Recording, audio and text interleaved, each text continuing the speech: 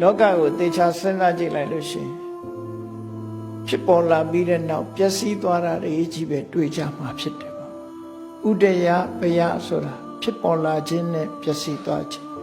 ဖြစ်ပေါ်လာခြင်းနဲ့ပျောက်ကွယ်သွားခြင်း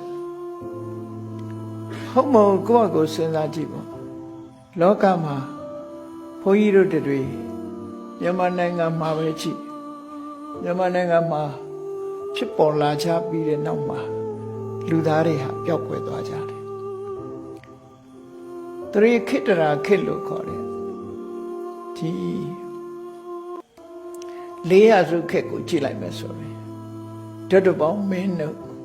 မြန်မာနိုင်ငံမှာထင်ရှားတဲ့ပြူလူမျိုးတွေတို့တစ်ခေတ်မှာဖြစ်ပေါ်လာခဲ့ကြပြူတွေရဲ့နေထိုင်သွားတယ်ဆိုတဲ့ပြူလူမျိုးတွေရဲ့နေထိုင်သွားတဲ့ခြေရာလက်ရာသူတို့သုံးဆွဲခဲ့တဲ့ပစ္စည်းဥစ္စာသင်္ခါရထဲမှာတတန်းရှိကြတဲ့သင်္ခါရတွေဟာမြေကြီးအောင်ရောက်သွားလို့တူးဖော်တဲ့အခါမှာတွေ့နေကြတော့မယ်တကောင်းမျိုးဟောင်းကိုတူးလိုက်တဲ့အခါမှာလဲ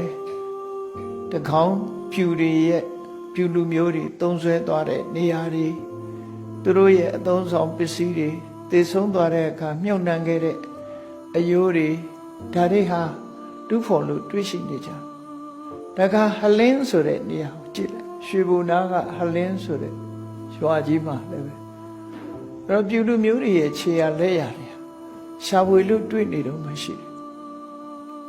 ထို့တူပဲမက္ခရာပြူတို့နောက်တရိခိတရာပြူတို့မြန်မာနိုင်ငံမှာတကယ်နေထိုင်သွားတဲ့ပုဂ္ဂိုလ်တွေရဲ့အခြေအနေတွေကိုလိုက်ပြီးတော့ကြည့်နောက်ဆုံးအနိကဆုံးပြောမယ်ဆိုလို့ရှိရင်မြန်မာတွေရဲ့ဘယင်ခေတ်နောက်ဆုံးပိတ်မန္တလေးခေတ်မင်းတို့မင်းတီဘောမင်းတို့နေထိုင်သွားတဲ့နန်းတော်ကြီးကဝင်းချံကြီးရှိနေတော့မှရှိသေးတယ်ပေါ့နော်မြင်းနေချတော့မယ်သူတို့ရဲ့ခြေရလက်ရတွေဟာအထင်သာမြင်နေရသူတို့ရှိသေးလားလို့ဆိုမရှိတော့ပျောက်ကွယ်သွားပြီ